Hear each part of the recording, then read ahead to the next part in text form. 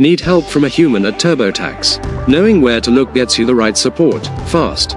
Welcome back to Guide with Samuel. Your first stop should always be the TurboTax Help Center online. Search your question.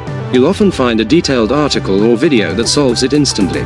For direct contact, look for the Contact Us link, usually at the bottom of the website or inside your account. Options include secure messaging, slowest, live chat, faster, or a callback, often the best.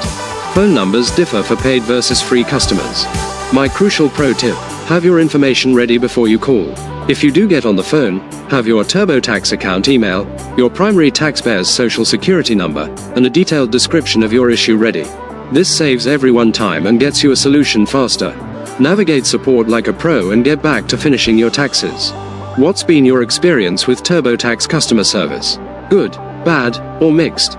For more user-friendly guides, hit subscribe. Thanks for watching. I'm Samuel, and I'll see you next time.